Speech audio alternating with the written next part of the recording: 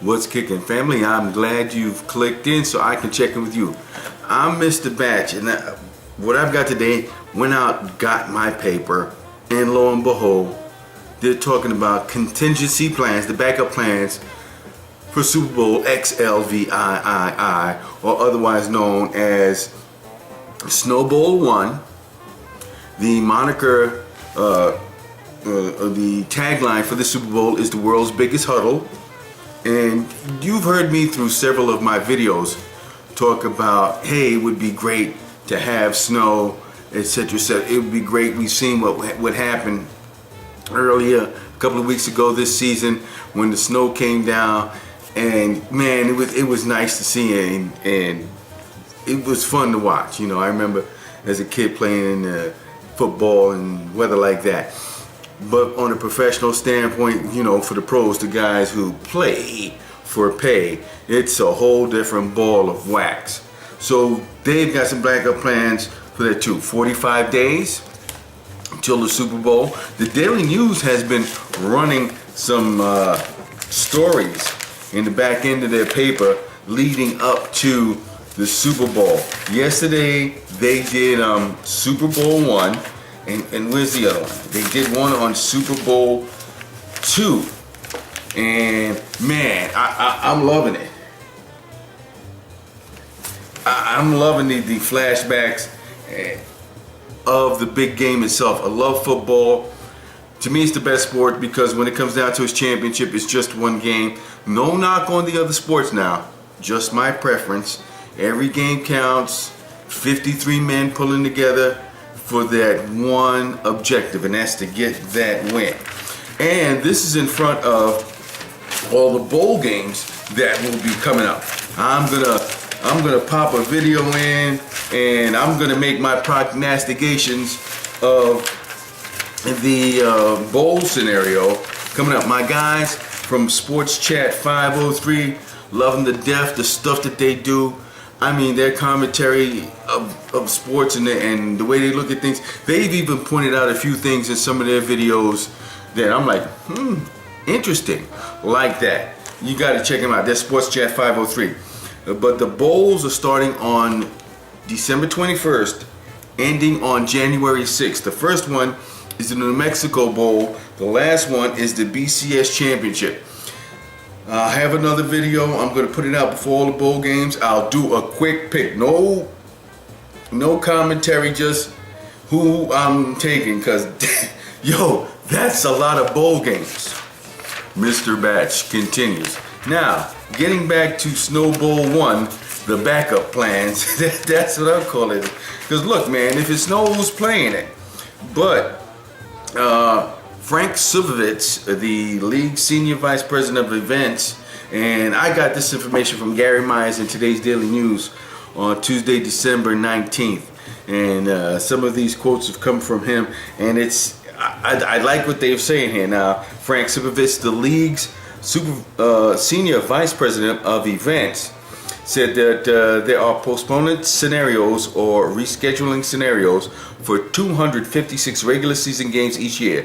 Same thing for Super Bowls. Since the beginning of Super Bowls, we've had those in place. The fact is, we've been in cold weather cities before. We've been in situations where snow has fallen ahead of the Super Bowl. And what they're talking about is Super Bowl XL in Detroit. It snowed before that Super Bowl, and everybody was able to get there. This will be the fourth time that they've had a cold weather Super Bowl, but this will be the first time when there's no dome.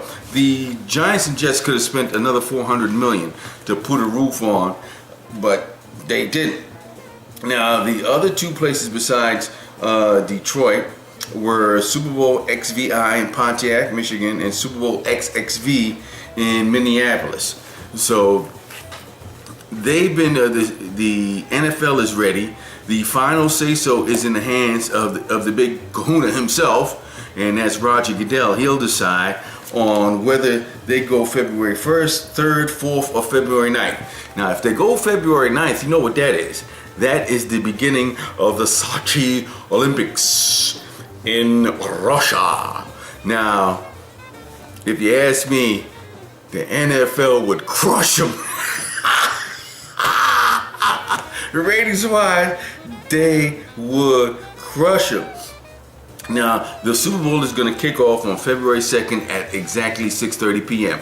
That's the whole thing. Now, the game could be pushed back until the following weekend, and like I said, it would crush them.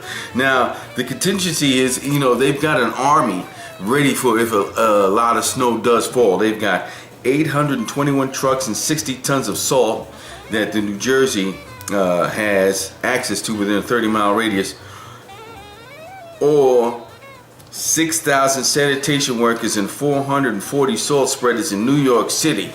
Man, that's an army just to keep the area clear. But what they said, that everybody's going to be working hand in hand.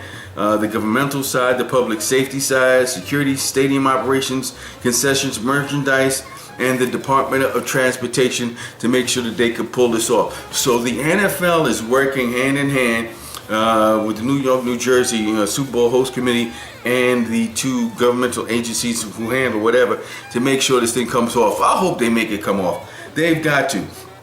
Now, there's also this piece in the article that I liked here that Gary Myers had wrote. It could be a busy week for NFL attorneys because you have to figure somebody is going to sue to get their money back for what they spent on game tickets, airline tickets, and hotels if they can't attend a rescheduled Super Bowl, although they have to figure the NFL is legally well protected.